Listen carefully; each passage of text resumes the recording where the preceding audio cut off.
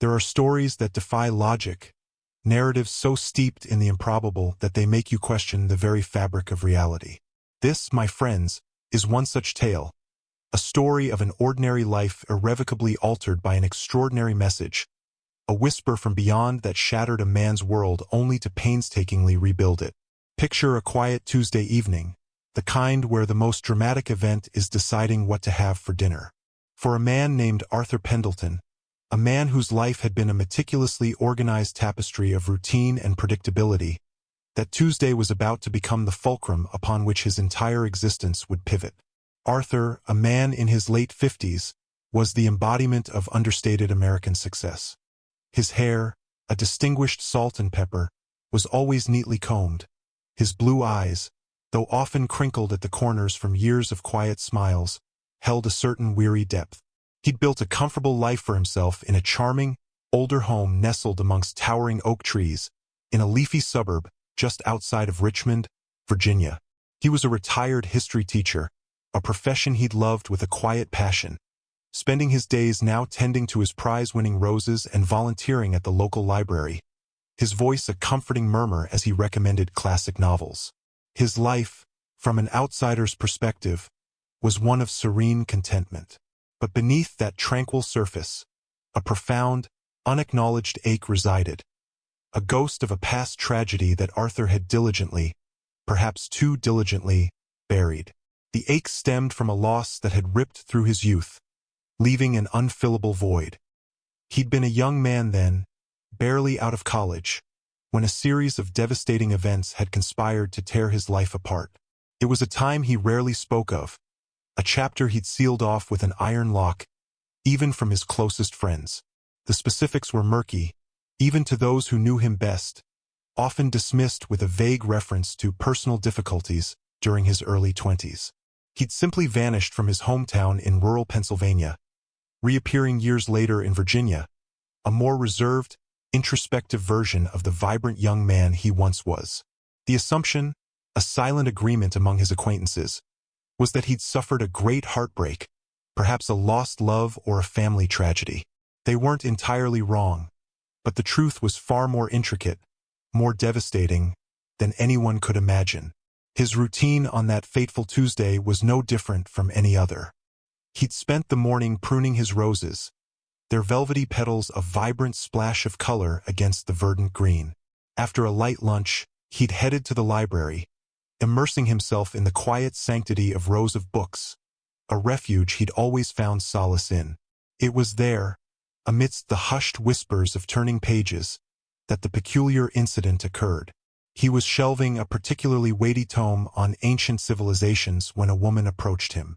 She was unlike any patron he'd encountered. Her presence wasn't loud or demanding. Instead, it was a subtle tremor in the air, a faint hum of energy that drew his attention. She was a striking woman in her late 40s, perhaps early 50s, with eyes that seemed to hold the wisdom of ages, an unnerving intensity that made you feel as though she could peer directly into your soul. Her hair, a cascade of fiery auburn, was pulled back loosely, framing a face etched with a quiet knowing. She wore a simple, flowing dress of deep emerald green, an almost ethereal contrast to the mundane library setting. Arthur, typically reserved, found himself momentarily speechless, caught in the arresting gaze of her unusual, almost iridescent green eyes. "Mr. Pendelton?" Her voice was a low, resonant murmur, a melody that seemed to bypass his ears and settle directly in his chest. He was surprised she knew his name. He didn't recall ever seeing her before. "I apologize for interrupting your work," she continued, a faint, enigmatic smile playing on her lips. "But I have a message for you." Arthur's brow furrowed slightly. A message? From whom? He was a creature of habit, and unsolicited pronouncements were certainly not part of his usual day. "A message?" he echoed, his voice betraying a hint of confusion. Her smile widened, though her eyes remained intensely focused on him. "Yes, a very important message. One that has waited a long time to be delivered." She paused, and the air around them seemed to thicken, charged with an unseen energy. Other patrons, engrossed in their reading, seemed oblivious to the subtle shift, but Arthur felt it keenly, a prickling sensation on his skin. "It concerns a young man," she began, her voice dropping almost to a whisper, though each word was perfectly clear. "A son you lost, but whose spirit has never truly left you." Arthur's carefully constructed composure shattered like fragile glass. The blood drained from his face, leaving him ashen. His heart, which had been beating with its usual steady rhythm moments before, now thudded against his ribs like a trapped bird. A son? Lost? The words struck him with the force of a physical blow, resurrecting a pain he had meticulously entombed decades ago. He stumbled back, steadying himself against a nearby bookshelf, his hand trembling as it clutched the spine of a book. I don't know what you're talking about," he stammered, his voice hoarse, a desperate attempt to deny the impossible, to push back against the horrifying truth that was clawing its way back into his consciousness. He tried to dismiss her, to believe she was a confused stranger, perhaps a disturbed individual. But the piercing gaze of her green eyes held him captive, unwavering, seeing straight through his flimsy defenses. "His name is Ethan. He was born in the spring, a fighter from the very beginning," she continued, her voice soft but insistent. "And he carries a distinctive birthmark, a small, crescent-shaped mark just above his left ankle." With each detail, the carefully constructed walls around Arthur's past crumbled further. Ethan, the name, unheard for so long, echoed in the silent chambers of his memory. A crescent-shaped birthmark. The accuracy of her words was chilling, beyond any casual coincidence. This woman, this stranger, knew things no one, absolutely no one, should know. Only he and one other person long gone held that particular piece of information. Tears, hot and unexpected, pricked at the corners of Arthur's eyes. He hadn't cried like this in decades, not since that dark, agonizing period that had defined his early adulthood. The weight of suppressed grief, of a secret he'd carried like a leaden cloak, threatened to crush him. He felt a dizzying disorientation, as if the very floor beneath him had tilted precariously.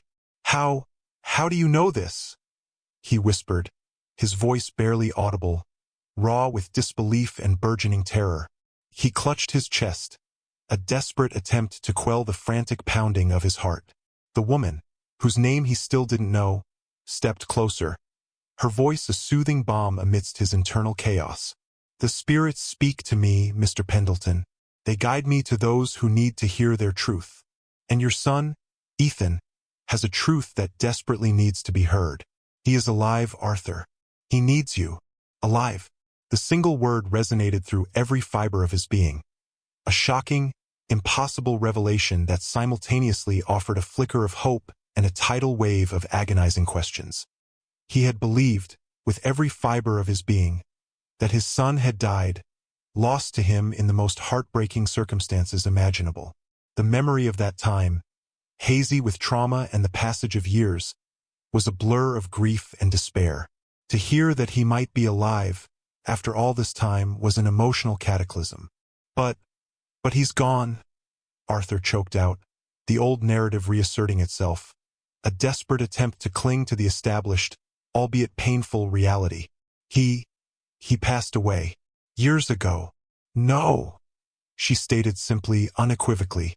"He was taken, not by death but by deception. A deception that has haunted you, unknowingly, for decades.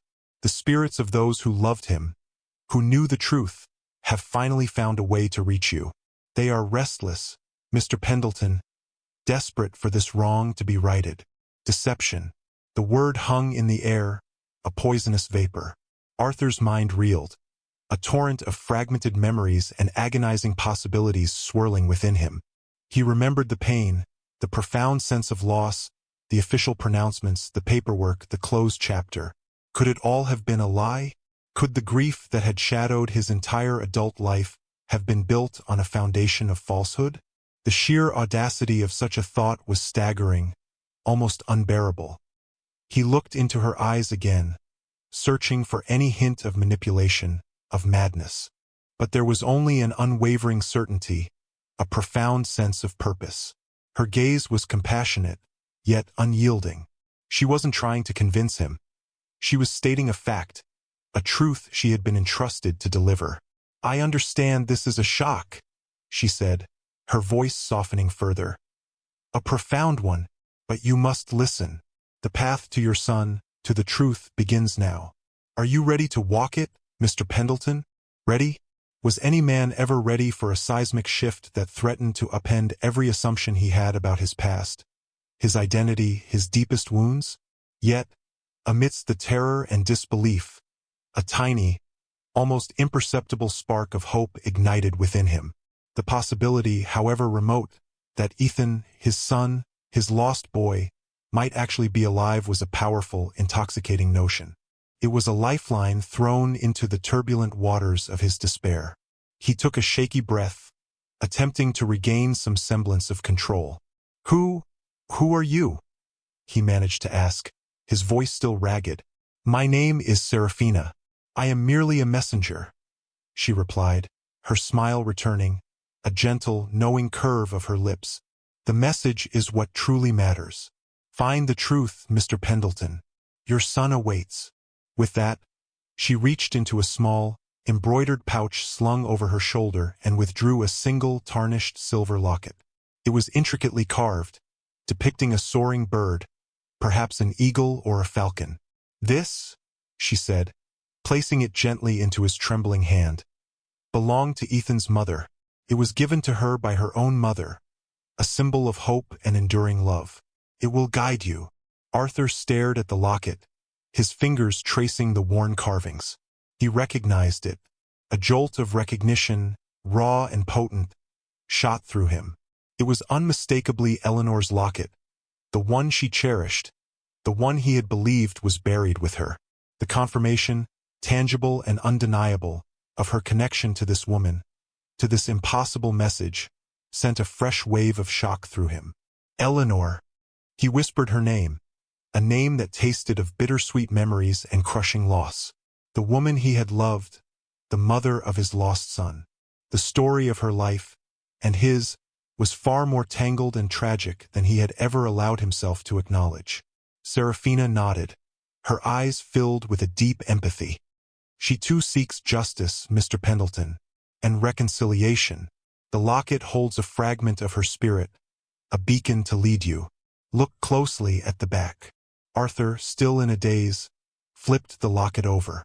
Etched into the aged silver, almost imperceptibly, was a set of coordinates, a series of numbers and letters, so faint they were barely visible. He squinted, trying to make sense of them. "That," Serafina said, her voice now fading slightly, as if her energy was being drawn away, "is your first clue, place, a beginning. Time is of the essence, Mr. Pendelton. The threads of fate, once unraveled, must be carefully rewoven. Be brave. Be diligent. The truth is within your grasp, but it will not come easily." And then, as subtly as she had appeared, she was gone. Arthur blinked, looking around, but the space where she had stood was empty. Other patrons continued to read, oblivious. Had she been a figment of his imagination? A hallucination brought on by overwhelming grief? He clutched the locket tightly, its cool weight a solid anchor in the swirling chaos of his mind. No, she had been real. The locket was real. The words, echoing in his ears, were real. He stumbled out of the library, the familiar world now seeming alien and distorted. The sun, previously a warm comfort, felt harsh and unforgiving. The gentle breeze rustling through the oak trees seemed to whisper Ethan. Ethan, his carefully constructed life, built on a foundation of buried pain, was cracking, fissures appearing everywhere. He looked down at the locket in his hand, the coordinates staring back at him, an invitation to a terrifying, yet undeniably compelling journey. He knew, with a chilling certainty, that his life would never be the same. The old Arthur Pendelton had ceased to exist the moment Serafina had spoken the name Ethan. A new chapter, fraught with peril and unimaginable revelations, had just begun. He had to know. He had to find out. Was his son truly alive? And if so, What unspeakable deception had kept them apart for so long? The answers, he instinctively knew, would be far more harrowing than any history book he had ever read. The cold silver locket in Arthur's palm was undeniable proof of the chilling truth that had just been unveiled. The faded coordinates etched on its back felt like both a curse and a promise. The library, once his sanctuary of peace, now transformed into a prison of doubt and fear. He stumbled out, mind reeling, the world around him seemingly dissolving into a chaotic blur of sounds and images. He drove home instinctively, his car navigating the familiar streets like a ghost ship. As he stepped into his quiet house, the faint scent of roses in the air was a cruel contrast to the storm raging within his soul. He collapsed onto the worn armchair in his living room, the locket still clutched tightly in his hand. The twilight seeped through the window, painting the room in a gloomy amber. Arthur felt as if he were trapped in a dream, a nightmare from which he couldn't escape. Ethan was alive? His boy, whom he had mourned for so many years, whom he had buried deep in his heart, could still be breathing? The old pain, seemingly healed, was now ripped open again. But this time, it came with a fragile glimmer of hope, a faint light piercing through the thick darkness of despair. He stared at the locket. It was Eleanor's. Unmistakably, Eleanor, his first love, the woman with hair as dark as night and sparkling hazel eyes, who had brought him brief but intense happiness. The memories of her, memories he had diligently tried to bury, now flooded back like a torrent. Eleanor was a free spirit, an artist with a compassionate heart and a passionate soul. They met in college, two lost souls finding each other amidst the crowd. Their love burned brightly, a dazzling yet volatile flame. Their affair had been a secret, one that Eleanor's family, conservative and wealthy, would never have accepted. Arthur came from humble beginnings, and they considered him unworthy of their daughter. When Eleanor became pregnant, their world came crashing down. She was disowned by her family, and Arthur, a young man with nothing to his name, tried his best to protect her and their unborn child. They endured difficult months, struggling to make ends meet, their love a fragile shield against the harsh realities. Eleanor, despite her artistic sensibilities, possessed a fierce resilience, a determined spirit that often surprised Arthur. She was small in stature, with delicate features, but her unwavering resolve to create a life for their child was formidable. Ethan was born in the spring, a tiny, fragile bundle of hope and fear. Arthur remembered the day with agonizing clarity. The frantic rush to the small, run-down clinic, Eleanor's pained cries, and then the first faint wail of their son. He was a perfect little boy, with a shock of dark hair like his mother's and eyes that were still too new to reveal their true color. Arthur had held him, a profound, primal love instantly blossoming in his chest. And yes, there it was, a tiny crescent-shaped birthmark just above his left ankle, a unique mark that only a loving parent, would notice and remember. But their fragile happiness was short-lived. A few weeks after Ethan's birth, Eleanor fell gravely ill. It was a rapid, brutal decline. Arthur, consumed by grief and fear, watched helplessly as the light in her eyes faded. He remembered the last few days, a haze of doctors, hushed conversations, and Eleanor's weakening grip on his hand. She spoke of their son, her voice a mere whisper, making him promise to care for Ethan, to love him fiercely. Her words, tinged with an inexplicable urgency, were etched into his soul. Protect him, Arthur. No matter what, there are forces that would tear him away. He hadn't understood the cryptic warning at the time, dismissing it as the ramblings of a delirious mind. He was too caught up in his own sorrow, in the terrifying prospect of losing her. Then came the day the world went dark. Eleanor passed away, leaving Arthur utterly bereft, a young father alone with a newborn son and a shattered heart. The memory was fragmented, a trauma he tried to suppress. He remembered a funeral, a blur of faces he barely knew, mostly Eleanor's distant relatives. He remembered the overwhelming grief, the feeling of being utterly lost. And then, he remembered the authorities. They arrived a few days after the funeral, stern-faced men in dark suits, claiming to be from a state agency, asserting that a young, single, unemployed man was unfit to raise a child, especially given his unstable circumstances following Eleanor's death. They presented him with official-looking documents, complex legal jargon about child welfare, and implied dire consequences if he resisted. Arthur, broken and vulnerable, barely comprehended what was happening. His mind was clouded by sorrow. He remembered signing papers, his hand shaking, the words on the page blurring. They told him Ethan would be placed in temporary care, that it was for his own good, that he would be able to visit once he got back on his feet. He had protested weakly, his voice hoarse with unshed tears, but they were unyielding, their arguments seemingly logical, cold, and legally binding. They painted a picture of his instability, his lack of resources, the best interests of the child. He was promised a clear path to reunification, but that path never materialized. Every attempt to contact the agency, to visit Ethan, was met with bureaucratic stonewalling, vague excuses, and eventually total silence. Then came the final, crushing blow. A terse, official letter, delivered months later, stating that Ethan had succumbed to a sudden illness in temporary care. There was no funeral, no details, just a cold, impersonal confirmation of death. Arthur remembered the world spinning, the sickening lurch in his stomach, the roar in his ears. He had collapsed, the letter fluttering to the floor, his last shred of hope extinguished. He had retreated into himself, abandoning his life in Pennsylvania, severing all ties, fleeing to Virginia to build a new existence, a sterile, orderly life designed to bury the unspeakable pain. He had accepted it eventually, accepted that his son was gone, a cruel twist of fate, a tragic end to a tragic love story. But now, Serafina's words ripped open that old wound, exposing the festering deception beneath. He was taken, not by death, but by deception. The chilling clarity of her statement echoed in his mind. The authorities, the vague excuses, the lack of details, the sudden, unexplained death. It all began to coalesce into a horrifying mosaic of calculated lies. Arthur rose from the armchair, his legs wobbly, and walked to his old, dusty atlas.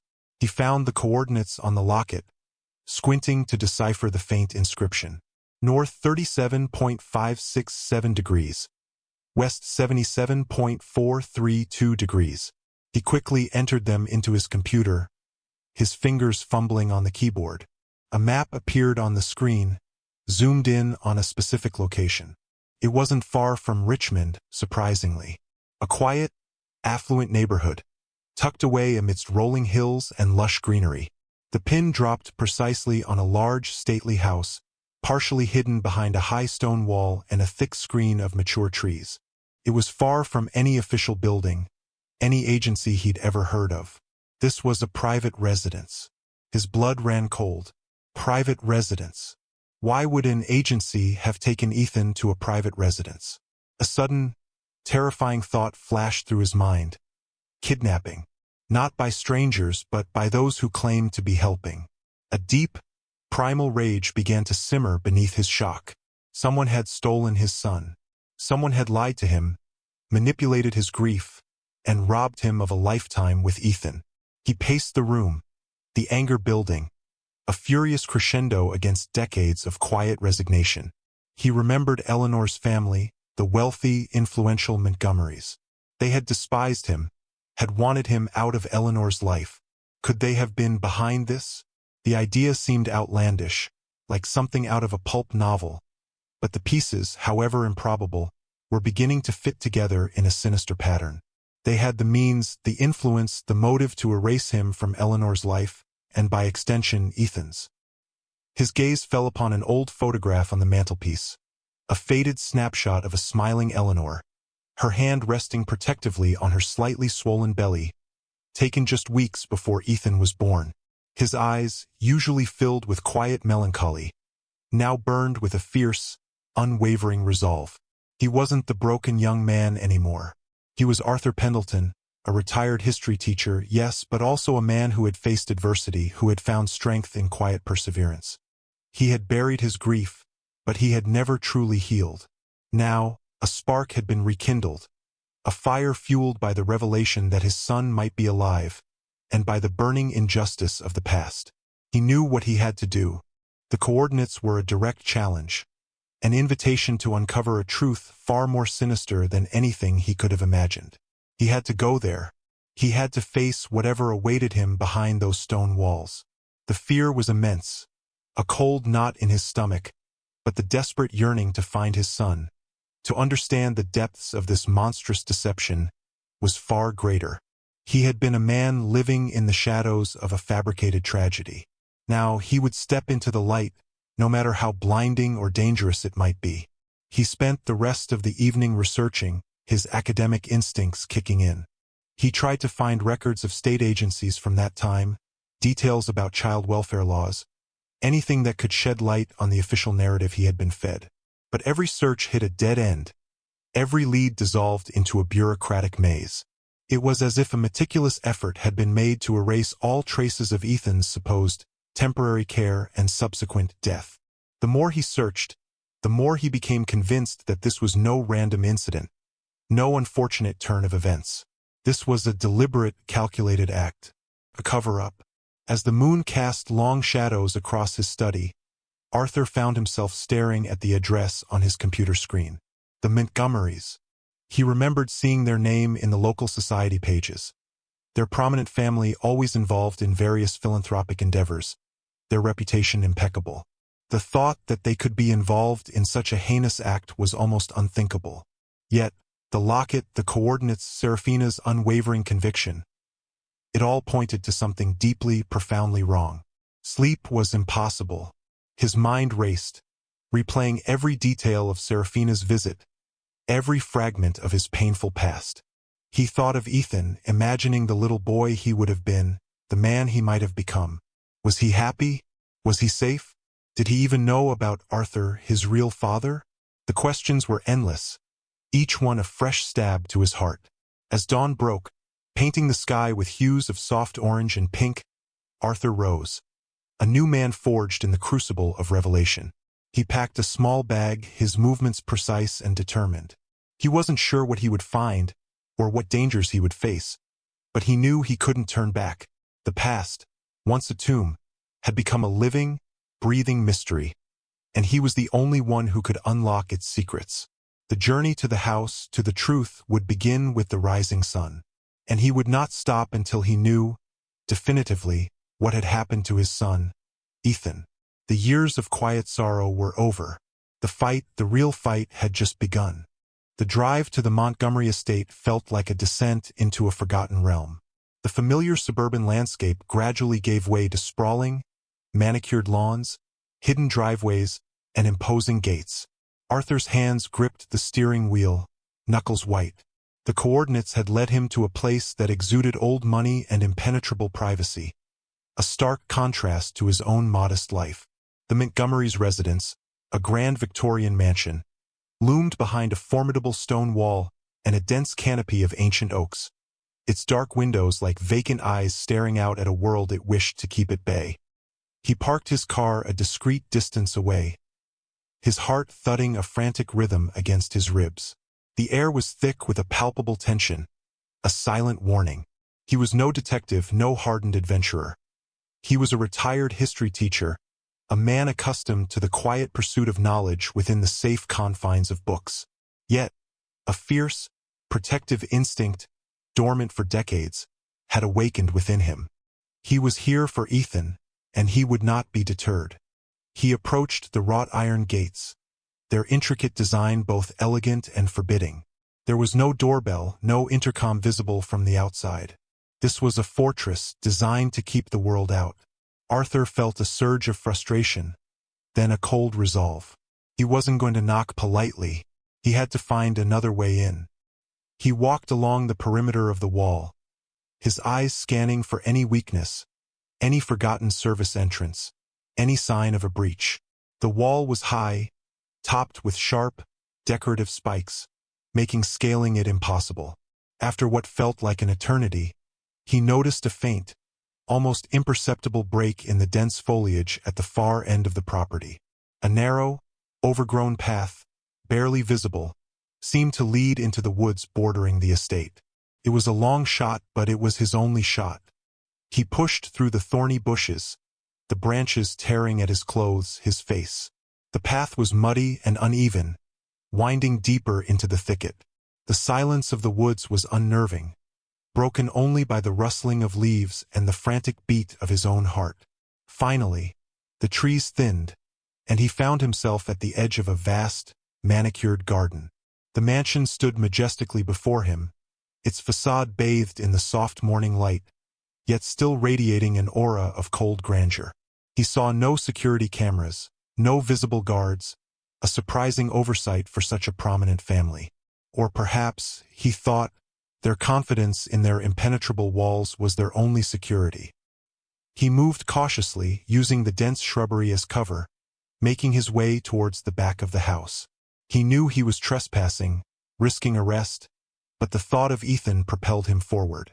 He reached a side door, partially hidden by a trellis covered in climbing roses. It was old, wooden, and surprisingly unlocked. A faint click echoed in the stillness as he gently pushed it open. He stepped inside, into a dimly lit service hallway. The air was cool, smelling faintly of old wood polish and something else, something metallic and faintly antiseptic. He moved silently, his footsteps muffled by the thick Persian rugs. The house was eerily quiet, a silence that felt heavy, pregnant with secrets. He passed through a large, opulent kitchen, gleaming with polished copper pots and pristine marble countertops, clearly unused. This wasn't a home that saw much everyday life. He found himself in a grand foyer, bathed in the soft, diffused light from a stained glass skylight. A sweeping staircase dominated the space, its dark wood gleaming. Portraits of stern-faced ancestors lined the walls, their eyes seeming to follow his every move. He felt like an intruder in a forgotten museum, a ghost in a house of the living dead. He had no plan, no specific destination. He simply followed his instincts, drawn by an invisible pull. He wandered through drawing rooms filled with antique furniture draped in white sheets, a silent testament to a grandeur long past. He opened doors to empty studies, dusty libraries, and formal dining rooms, each one more desolate than the last. The house felt like a mausoleum, a place where life had once thrived but had long since withered. Then he heard it, a faint, almost imperceptible sound, a distant murmur. It was coming from upstairs. His heart leaped. He moved towards the grand staircase, his steps light, barely making a sound. The murmur grew louder as he ascended, resolving into the distinct, yet muffled sound of voices. Not a conversation, but more like a lecture, a monotone delivery. He reached the landing and saw a long corridor stretching before him, lined with closed doors. The sound was strongest from the very last door on the right. He approached it cautiously, his hand hovering over the doorknob. He could hear the voices more clearly now. A man's voice, deep and authoritative, and a younger, softer voice, responding in monosyllables. He pressed his ear to the cold wood. And remember, Ethan, the past is a malleable thing. What we choose to remember, what we choose to forget, shapes our reality. Your reality is here with us. Your past before this is a blank slate, a story yet to be written, under our guidance. Arthur's blood ran cold. Ethan, the name spoken so casually, so possessively, and the chilling implication, brainwashing. They were manipulating his son's memories, erasing his past, erasing him. A wave of nausea washed over him, quickly replaced by a surge of white-hot fury. He twisted the doorknob. It was unlocked. He pushed the door open, slowly, silently. The room was a study, filled with books, but not the kind Arthur was used to. These were volumes on psychology, sociology, advanced pedagogy, and even some on genetic engineering. A large, imposing desk dominated the center of the room, behind which sat a man with a shock of perfectly white hair and piercing, intelligent eyes. He was impeccably dressed in a tailored suit, his posture rigid, radiating an aura of cold authority. This was Elias Montgomery, Eleanor's father, a man Arthur had only seen from a distance, a man he remembered as cold and disapproving. And across from him, sitting rigidly in a high-backed chair, was a young man. He was in his early 20s with dark, unruly hair and a lean, athletic build. His face was handsome, with a strong jawline and a thoughtful brow. But it was his eyes that arrested Arthur's gaze. They were Eleanor's eyes, the same sparkling hazel, but clouded with a strange, almost vacant expression, a hint of something lost. And then Arthur saw it, a faint, crescent-shaped scar just above his left ankle, peeking out from beneath the cuff of his trousers. It was Ethan, his son, alive, standing before him, yet so terribly distant. Elias Montgomery looked up, his eyes narrowing, a flicker of surprise, then cold recognition crossing his face. "Arthur Pendelton," he said, his voice devoid of warmth. "A most unwelcome ghost from the past. How did you get in here?" Ethan, at the sound of Arthur's name, turned slowly, his gaze drifting towards the doorway, a faint flicker of curiosity in his eyes. But there was no recognition, no spark of familiarity. He looked at Arthur as if he were a stranger, an unexpected disruption. "Ethan?" Arthur choked out, his voice thick with emotion, tears blurring his vision. "My son." Elias Montgomery let out a dry, humorless chuckle. "Your son? That's quite a claim, Mr. Pendelton. This is Ethan Montgomery, my grandson. He has no father." The words were a brutal blow. Arthur ignored Elias, his gaze fixed on Ethan. "Ethan, it's me, your father. Arthur, do you remember?" Ethan's brow furrowed slightly, a hint of confusion. He looked from Arthur to Elias, then back to Arthur, as if trying to reconcile two conflicting realities. "Father?" he murmured, the word sounding alien on his tongue.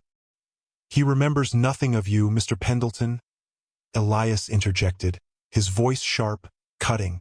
"We have ensured that.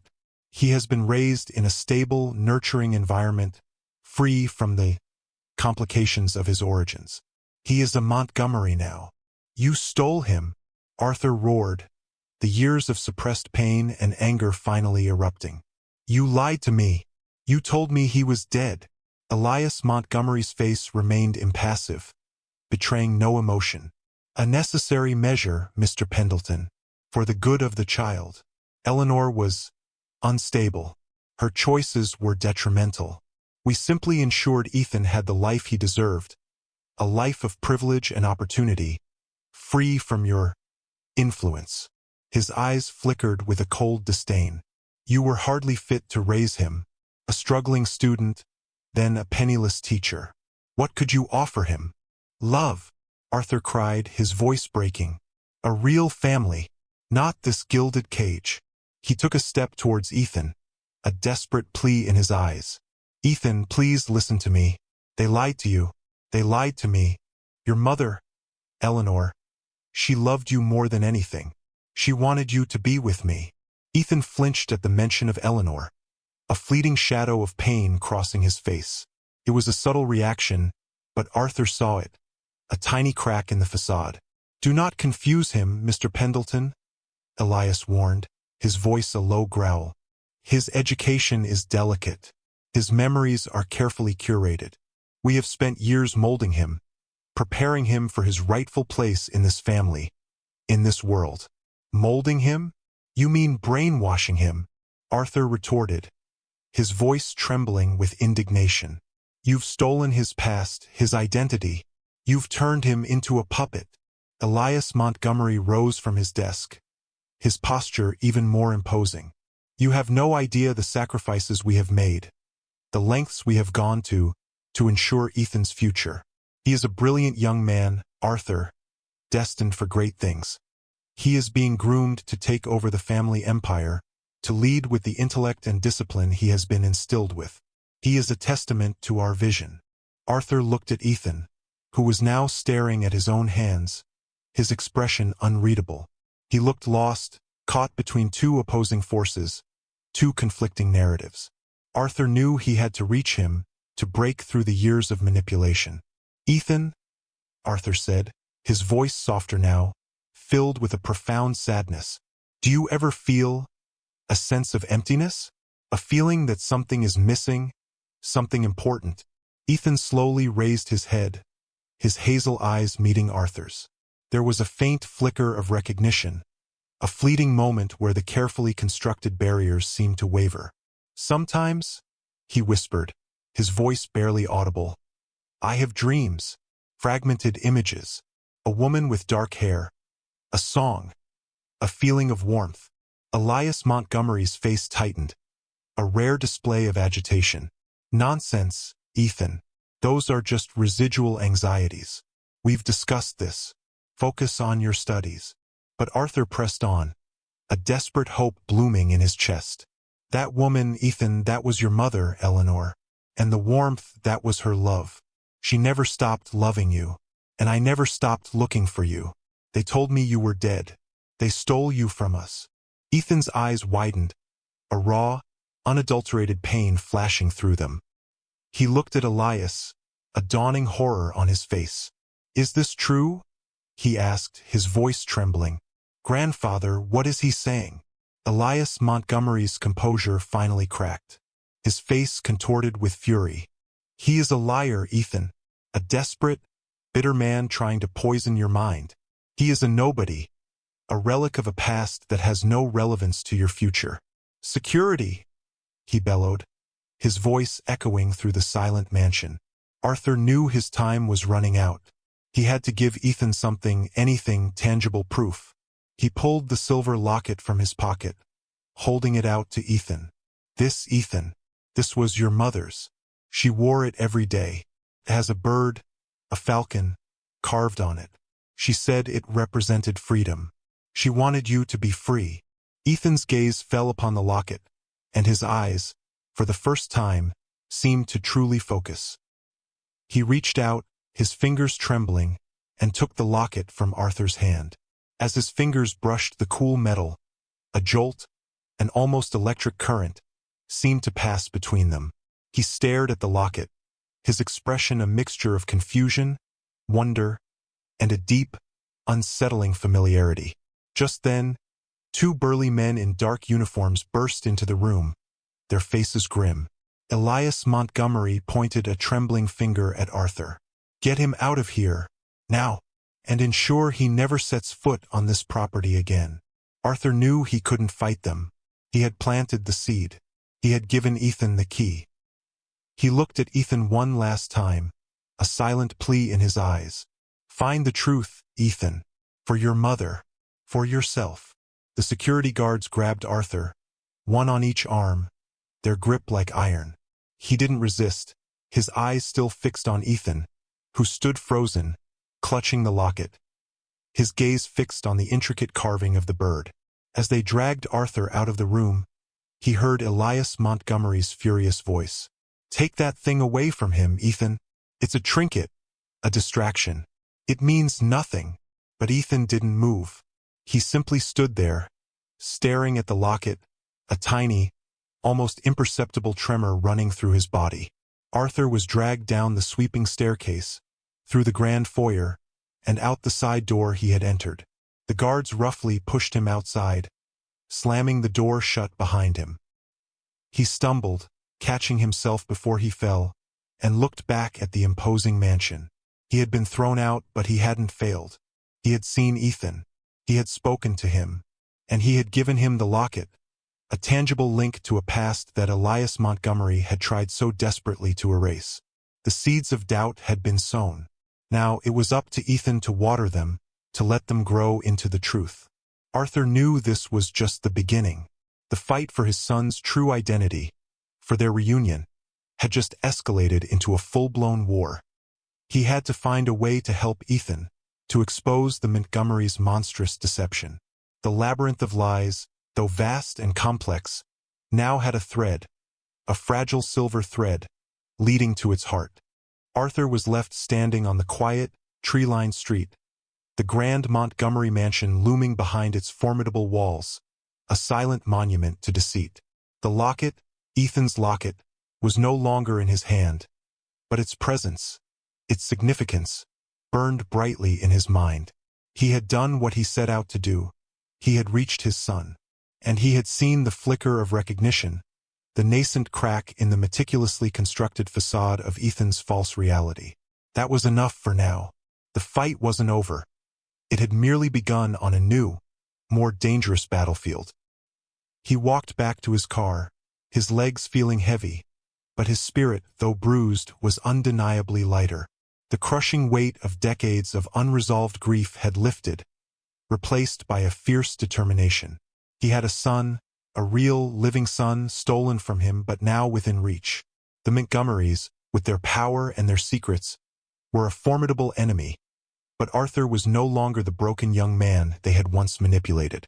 He was a father, fighting for his child, and a man awakened to a truth that demanded justice. The next few days were a blur of intense activity and sleepless nights. Arthur knew he couldn't confront the Montgomerys directly again without a plan.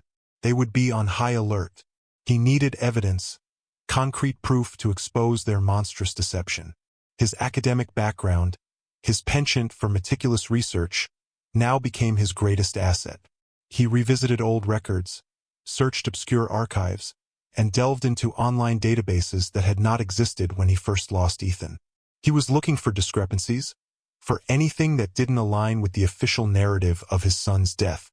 He focused on the legal framework surrounding child welfare at the time, the specific agency that had supposedly handled Ethan's case. He found vague references, circular logic, and a suspicious lack of detailed public records for that particular period. It was as if a vacuum had been created, deliberately erasing the paper trail. This confirmed his growing suspicion that the entire process had been a sham, carefully orchestrated by someone with immense power and influence. His thoughts kept returning to the Montgomerys, to Elias's chilling confession of curated memories, and molding Ethan. He began to research their family history, their business dealings, their philanthropic ventures. He discovered their vast wealth, their political connections, their carefully cultivated image of unimpeachable respectability. He also unearthed whispers, unconfirmed rumors of ruthless business practices and a fiercely private nature. It became clear that Elias Montgomery was a man who valued control above all else, a patriarch who would stop at nothing to maintain his family's legacy and image. One evening, deep into his research, Arthur stumbled upon an old newspaper clipping from a local Pennsylvania paper, digitized and poorly archived, dating back to the time of Eleanor's death.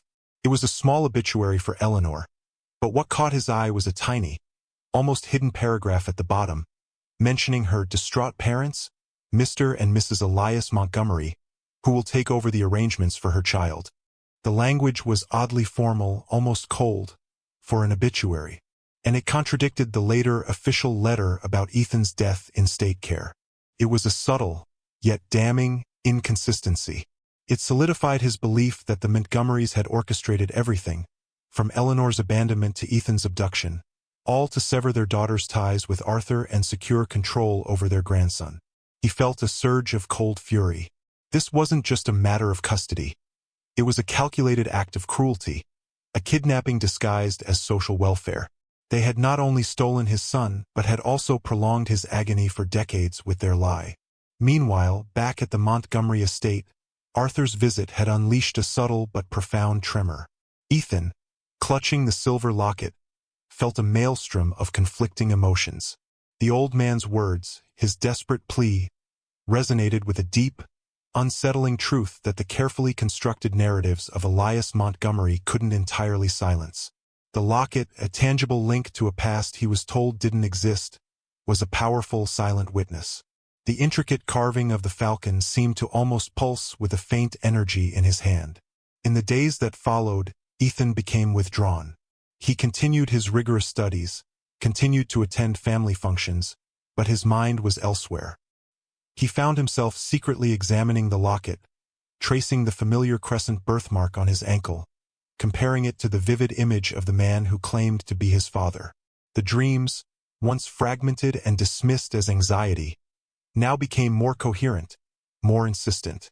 He saw a young woman with a radiant smile, heard her singing a lullaby, felt the gentle touch of her hand. He saw a younger version of the old man from the library, laughing, holding him close.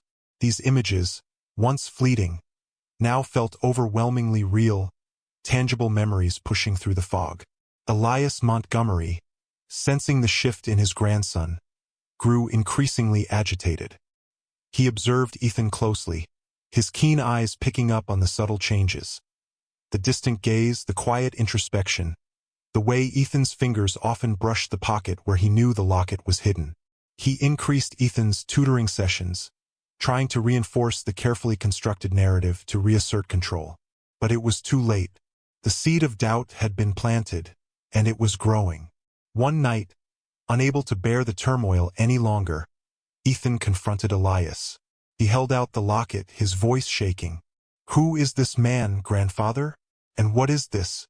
Why did he say Eleanor was my mother? Why did he say I was taken?" Elias Montgomery's face turned ashen. He tried to dismiss it, to spin another lie, but the unwavering intensity in Ethan's eyes, so like Eleanor's, made him falter. He saw the truth reflected back at him, the consequence of his decades of deception.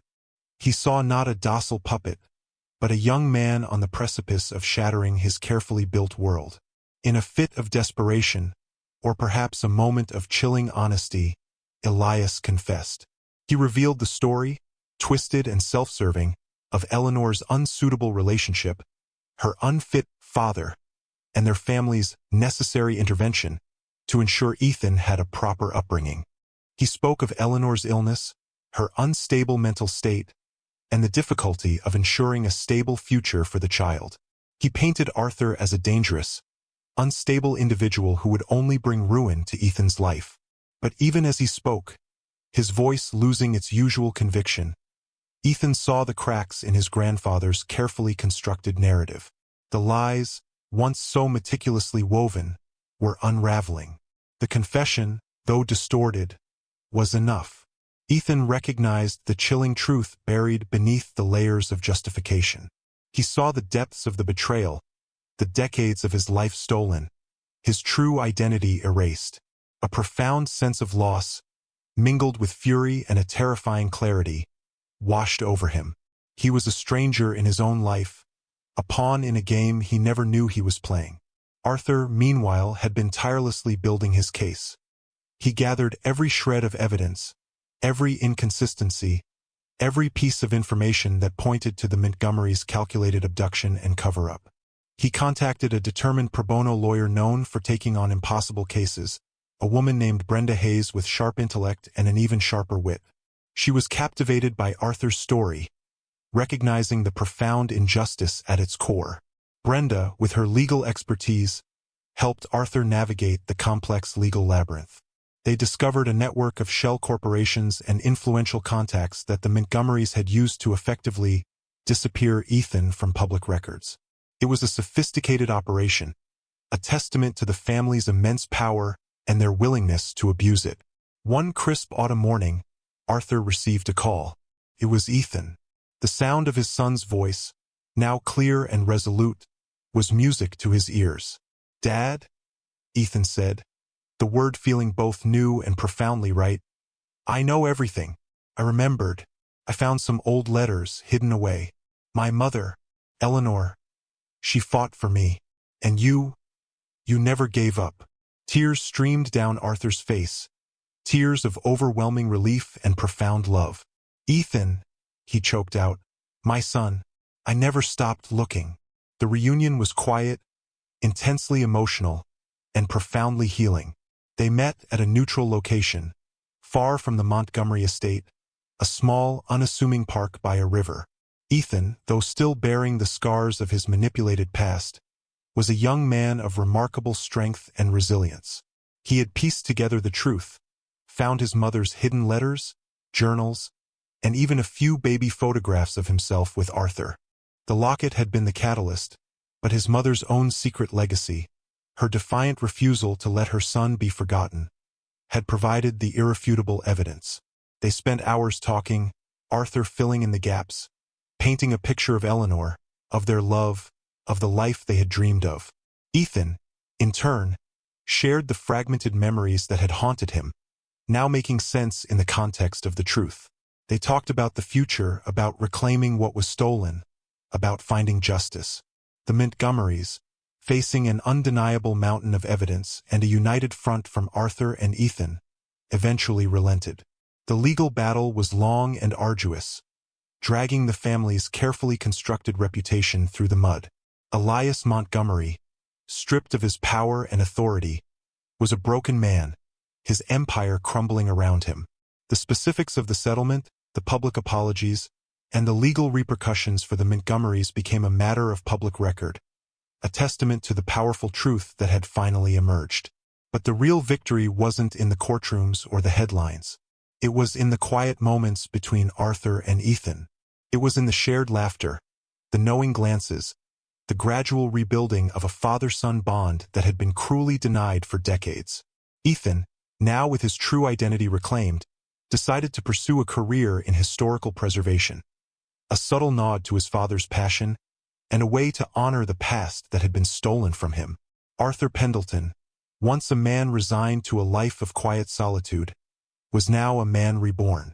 He had found his son, rescued him from a gilded cage of lies, and together, they had faced down a powerful, ruthless family. Their story, once a silent tragedy, had transformed into a powerful testament to the enduring bonds of family, the relentless pursuit of truth, and the unwavering strength of a father's love. This story, my friends, is a powerful reminder that sometimes the most extraordinary truths lie hidden in the most ordinary of lives. It's a testament to the fact that fate, in its own mysterious way, always finds a path to right the wrongs, and that even a whisper from beyond, a psychic's message, can be the spark that ignites a journey towards a long-lost love, a stolen identity, and a profound, beautiful reunion. If this incredible journey resonated with you, if Arthur and Ethan's story touched your heart, then don't forget to like this video, subscribe to our channel for more astonishing true stories, and hit that notification bell so you never miss another journey into the depths of human experience. Until next time, stay curious, stay empathetic, and remember, sometimes the greatest mysteries are the ones closest to home.